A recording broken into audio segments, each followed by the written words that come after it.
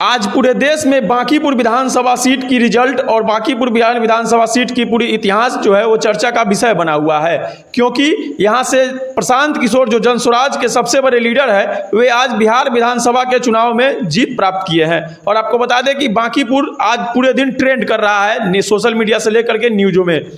तो आज इसके इतिहास पे बात करेंगे, इसके जातीय समीकरण पे बात करेंगे। दोस्तों, बांकीपुर बिहार विधानसभा की सीट नंबर 182 है, पटना साहिब लोकसभा क्षेत्र के अंतर्गत आती है, पूरी तरह शहरी सीट है। पटना म्युनिसिपल कॉर्पोरेशन के वार्ड नंबर 4, 5, 7, 13 और 15। उत्तर में गंगा नदी, पहले यह पटना पश्चिम के नाम से जानी जाती थी। 2008 के परिसीमन के बाद नाम बदलकर बांकीपुर हो गया। कायस्थ बहुल क्षेत्र माना जाता है, यहाँ सबसे ज़्यादा शिक्षित लोग अभी बिहार के जो कायस्थ समाज के हैं वे लोग रहते हैं।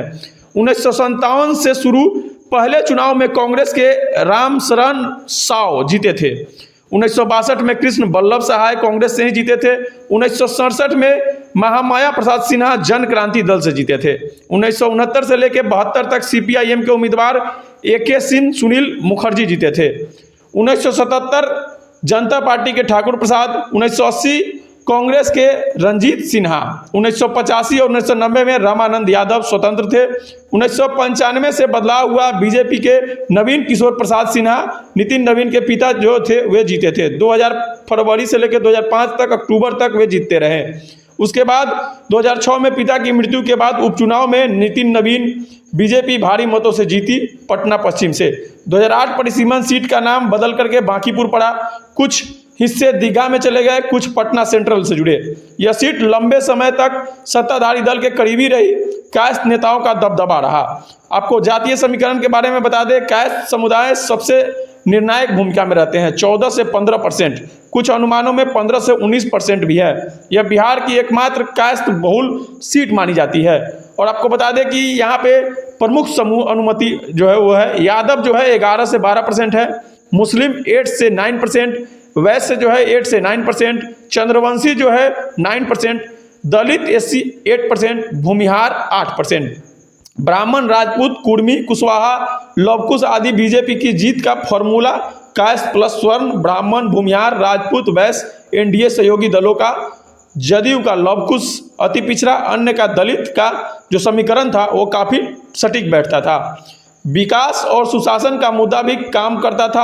आरजेडी कांग्रेस को यादव मुस्लिम वोट मिलते थे, लेकिन जो पर्याप्त थे जीतने के लिए वो नहीं थे। बीजेपी कब से और क्यों जीत रही थी इसके बारे में बता दें। 1995 से लगभग 30 साल तक बीजेपी का कब्जा रहा। नवीन किशोर जो नितिन नवीन के पिता थे वे 2006 तक जीते। 2006 में उपचुनाव से 2025 तक लगातार नितिन नवीन या उनके परिवार के पास से सीट रही। कायस्थ वोट का भारी समर्थन 90% तक कुछ रिपोर्टों को बताया जाता है।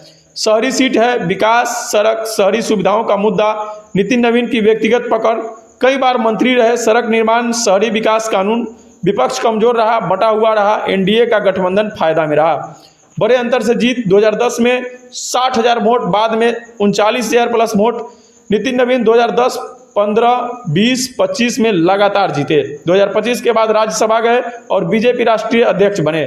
2026 सीट खाली होने से 2026 में उपचुनाव हुआ।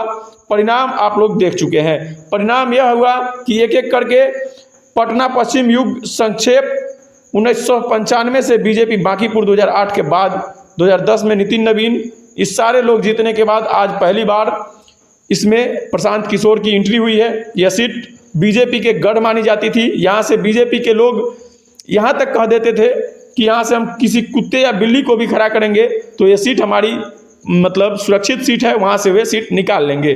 मगर आज नतीजा जो है वो बिल्कुल उलट गया। इस पढ़े लिखे हुए सीट पर एक बार समझदारी का प्रतीक दिखा। बिहार के लोगों के लिए कहीं ना कहीं एक नया रास्ता खुला। प्रशांत किशोर को, जनस्वराज पार्टी को बहुत अच्छा बहुमत मिला। 64,151 वोट मिले जो 49.23% होते हैं। नीरज कुमार जो सिन्हा थे बीजेपी के, उन्हें 44,827 वोट मिले, 34.40%। वहीं रेखा गुप्ता जो आरजेडी से थी उन्हें 14,283 वोट मिले। मार्जिन जो था वो 19,324 का था। मतदान प्रतिशत कम से कम 34% रहा। बीजेपी का 30 साल का किला ढह गया, टूट गया। प्रशांत किशोर पहली बार खुद उम्मीदवार बनकर जीते हैं। आपको बता दें कि इस तरह का बदलाव हुआ 2026 में नितिन नवीन की जिस तरह की जो कहानी थी वो पूरा इस वीडियो में आपको हम बता चुके हैं। अब आप लोग क्या सोचते हैं, आप लोगों को क्या कुछ समझ में आता है, कमेंट बॉक्स में अपनी राय जरूर दीजिए। इस वीडियो में इतना ही, मिलते हैं कल किसी नेक्स्ट वीडियो में नए टॉपिक के साथ। तब तक के लिए जय हिंद, नमस्कार।